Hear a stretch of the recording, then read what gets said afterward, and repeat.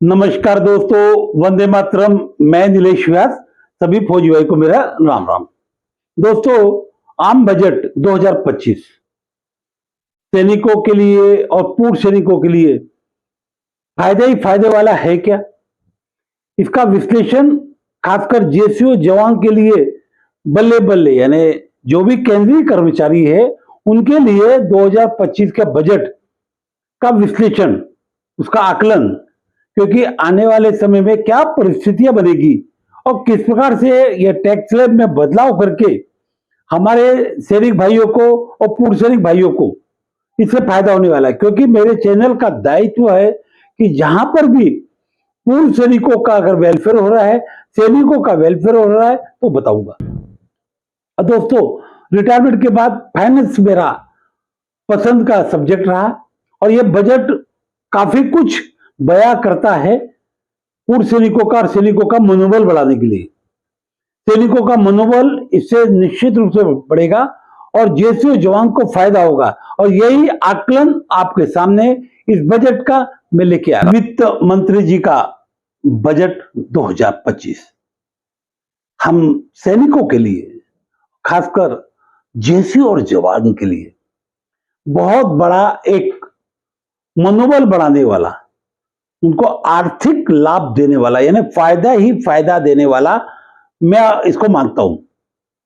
क्योंकि जेसीओ और जवान का जो वेतन है वो 12 लाख तक नहीं है तो उनको टैक्स नहीं लगेगा, और 12,75,000 तक स्टैंडर्ड डिडक्शन को मिलाए तो टैक्सेबल नहीं होता है।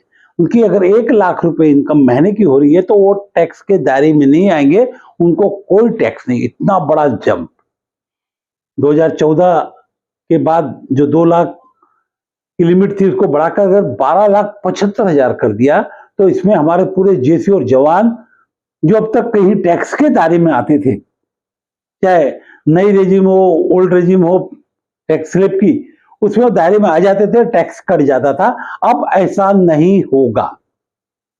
अब इसमें आप बोलोगे कि पूर्व सैनिकों के लिए क्या? तो जी हाँ दोस्तों, पूर्व सैनिकों के लिए फायदा है।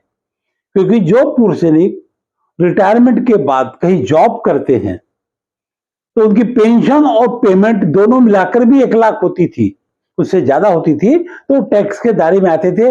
अब वो लोग भी जो पेंशन के साथ साथ वेतन लेते हैं कहीं और सेक्टर से या कुछ कमाई करते हैं, बिजनेस करते, तो वो भी अब इस दायरे में नहीं आएंगे। उनको भी बहुत बड़ा राहत, बहुत बड़ी राहत मिलने वाली है। ऐसा नहीं कि केवल जेसीओ और जवान के लिए, अफसरों को भी जो पेंशन लेते हैं उनको भी बहुत ज्यादा फायदा है। 1,10,000 रुपए का फायदा भी उनको सालाना होने जा रहा है।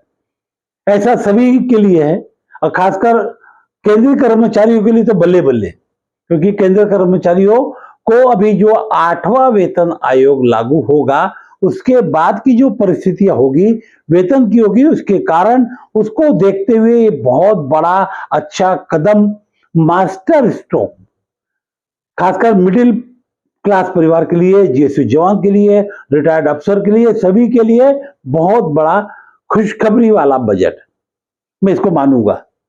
अलग अलग क्षेत्रों में, अलग अलग सेक्टर में काम करने वालों के लिए तो है ये, पर हम अपने पूर्व सैनिकों के लिए अगर देखते हैं तो ये बहुत अच्छा है। मैं अपने चैनल के माध्यम से माननीय वित्त मंत्री जी को, प्रधानमंत्री जी को धन्यवाद देता हूं कि उन्होंने इस बजट में बहुत बड़ी राहत टैक्स स्लैब में दी है।